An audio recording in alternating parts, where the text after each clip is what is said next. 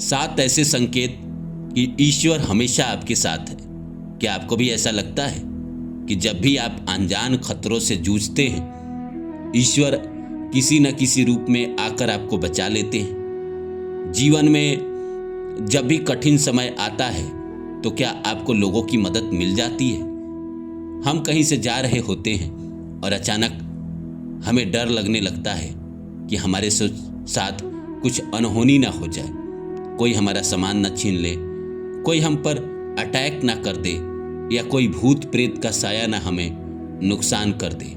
उसी समय कोई अनजान वहाँ से गुजरता है और वो हमारी मदद करता है, कहता है कि तुम यहाँ क्या कर रहे हो, यहाँ इस समय गुजरना गलत बात है, और वो आपकी मदद करके वहाँ से आपको दूर लेके चला जाता है। ज़िंदगी में हम कभी कभी ऐसे मुश्किल हालात में फंस जाते हैं जहाँ पे वक्त ने हमें ज़ीरो कर दिया रहता है, हमारा नसीब साथ नहीं दे रहा होता है, हमारी ज़िंदगी रुकी रहती है। क्या उस समय आपको लोगों की मदद मिलती है? क्या मसीहा आपके लिए खड़े हो जाते हैं? जैसे मान के चलिए आपके जीवन में कुछ ऐसी समस्या आ गई और आपको पैसे की ज़रूरत है, तो क्या किसी दोस्त ने आपको कहा कि तुम ये काम करो, पैसा मैं दे देता हूँ, जब होगा तुम्हारे पास तो लौटा देना? या आपके आधार कार्ड के नंबर चेंज कराने हैं और किसी दोस्त ने कहा कि तुम आ जाओ मैं करवा देता हूँ, या तुम मेरे पास आ जाओ मैं कर देता हूँ। कोई भी ऐसा कर्म जो आपको मदद देता है, तो क्या ये आपके साथ होता है? अगर ऐसा होता है तो ईश्वर आपके साथ है। आपको भूख लगी हो और आप सोच रहे हो कि मैं क्या करूं, और आपको खाना बनाने ना आता हो, और आप एक ऐसी जगह फंसे हो जहां से आप खाना बना ना सकते हो। किसी दोस्त ने आपको देखा और वो आपके साथ आकर बैठ गया और आपके सामने ही अपना टिफिन खोला और उसने आपको कहा कि अरे खाओ, ज़्यादा है, तुम नहीं खाओगे तो मैं भी नहीं खाऊंगा। तो ये ईश्वर का संकेत है कि वो आपका साथ हमेशा दे रहे हैं। जहां आप जा रहे हो, डॉक्टर के पास जा रहे हो और वेट कर रहे हो नंबर का, और किसी ने आपको देखा और आपका नंबर आगे बढ़ा दिया और आप पहले डॉक्टर से दिखा लिए, तो आप समझ लीजिए कि पल पल ईश्वर आपका साथ दे रहे हैं, हर घड़ी ईश्वर आपका साथ दे रहे हैं। तो आप मान लीजिए कि ईश्वर आपके साथ है। चौथा है कि असंभव चीज़ों को संभव करना, और 5वां है शांति का अनुभव। इसमें तीसरा जो है वो मैं अंत में अपने से बताऊंगा, जो तीसरा रह गया है शांति का अनुभव। जब ईश्वर की घोर कृपा होती है तो आप जीवन में कहीं ना कहीं शांति अनुभव करते ही हैं।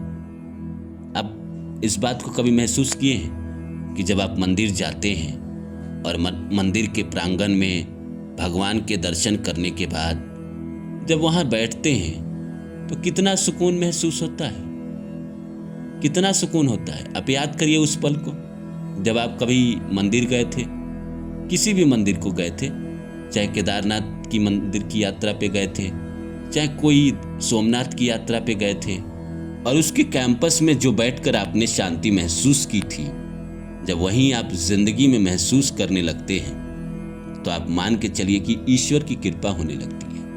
जिंदगी में हम शांति महसूस कब करते हैं? जब जिस चीज़ की हमें टेंशन होती है वो हमारे से दूर हो जाता है तो हम शांति महसूस करने लगते हैं। जैसे मान के चलिए मेरी शादी नहीं हो रही है और मेरी शादी किसी लड़की से हो गई, और लड़की भी सीधी सादी भोली भाली मिल गई जो मेरी भावनाओं को समझती है, मुझे समझती है, तो कहीं ना कहीं जिस चीज़ को लेके हम बेचैन थे अब वही चीज़ भगवान ने मुझे दे दिया, तो अब मेरे जीवन में शांति आ जाएगी। अगर मैं मान के चलिए किसी बीमारी से परेशान हूँ, या आप किसी बीमारी से परेशान हैं और उस बीमारी का आपको इलाज मिल जाए और बीमारी वो आपके शरीर से ख़त्म हो जाए, तो क्या आप शांति का अनुभव नहीं करेंगे? करेंगे। इंसान के जीवन से जैसे वो टेंशन जाता है जिसकी वजह से इंसान हमेशा परेशान रहता है। जिंदगी में कई बार ऐसा होता है कि हम अचानक किसी मुसीबत में रहते हैं और उसी वक्त हमारे जीवन में अगर चमत्कार हो जाता है, कई बार करियर में भी होता है, चमत्कार शब्द में इसीलिए जो मैंने तीसरा जो लिस्ट में नहीं रखा था, मैं आपको बताता हूँ कि जैसे मान के चलिए आप बहुत दिन से स्ट्रगल कर रहे हैं किसी भी चीज़ को पाने के लिए और आपके जीवन में वो हो नहीं रहा है। आप रो के गा के थक लिए हैं, बहुत परेशान हो लिए हैं और आपके ज़िंदगी में हो ही नहीं रहा है। और अचानक एक रात आप सोए हैं, रात में आपके पास मैसेज आता है और सुबह तक आपको वो चीज़ मिल जाता है जिसके लिए आप पिछले 5 साल से परेशान थे। चाहे वो नौकरी हो, चाहे वो प्यार हो, चाहे वो कोई अपॉर्चुनिटी हो या कुछ भी हो या कोई सफलता हो। अगर ऐसे चमत्कार आपके जीवन में होते हैं तो आप मान के चलिए कि आपके ऊपर ईश्वर की विशेष कृपा है। और एक और मैं बात बताता हूँ कि जैसे अगर बड़े बुजुर्गों का आशीर्वाद, प्यार, कृपा अगर आपको मिलता है तो भी आप मान लीजिए कि ईश्वर का प्यार आप पर हमेशा बना हुआ है, क्योंकि बड़े बुजुर्गों का आशीर्वाद या अनजान बुजुर्ग का आशीर्वाद सबको नहीं मिलता है, किसी खास को ही मिलता है। और ये उन्हीं को मिलता है जिसके ऊपर ईश्वर की विशेष कृपा है, क्योंकि बड़े बुजुर्ग आकर आपकी ज़िंदगी से टेंशन दूर करते हैं। छठा है सही समय पे सही इंसान से मिलना और सातवां है प्रार्थना का उत्तर मिलना। और ये जो छठा है ये सबसे ज़्यादा जीवन में काम करता है। भाग्य क्या है? सही समय पे सही जगह पे सही इंसान से मिल लेना, यही तो भाग्य है ना। और होता क्या है भाग्य? मुझे कोई चीज चाहिए, कोई प्रोजेक्ट चाहिए और प्रोजेक्ट मान लीजिए कल उसकी मीटिंग है और उस मीटिंग में मैं बैठा हूं और अपना फाइल तैयार किए बैठा हूं और मैं अपना पॉइंट ऑफ व्यू वहां रख रहा हूं, तो मैं सही समय पे सही जगह पे हूं। और वहाँ पे अगर कोई सही इंसान होगा जिसको मेरे प्रोजेक्ट में इंटरेस्ट है और जिसको मेरी बातों में इंटरेस्ट है तो मेरा काम हो जाएगा। कोई ऑडिशन है और आप उस ऑडिशन में पहुँचे और आपके जैसा ही चेहरा चाहिए सिनेमा में और आप उसी समय वहाँ पहुँचे जब वो परेशान है, ढूंढ रहे हैं और आपको मिल गया, तो ये सही समय पे सही जगह नहीं है। कोई आदमी सही समय पे अगर आपको मिल जाता है तो आपके भाग्य को बदल देता है। अच्छे इंसान इस दुनिया में मिलते कहाँ हैं? बहुत कम लोगों को मिलते हैं जो उनकी मदद करता है, उनका साथ देता है, उनको सही रास्ता बताता है।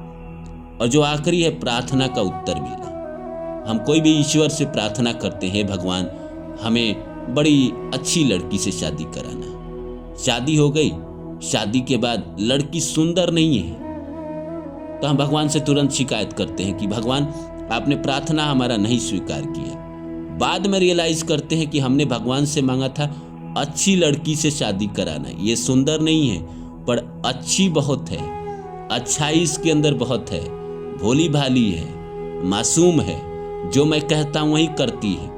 और सुंदर ही होती और आपके सर पे चढ़ के तांडव करती तो आपने जो भगवान से मांगा वो आपको मिला।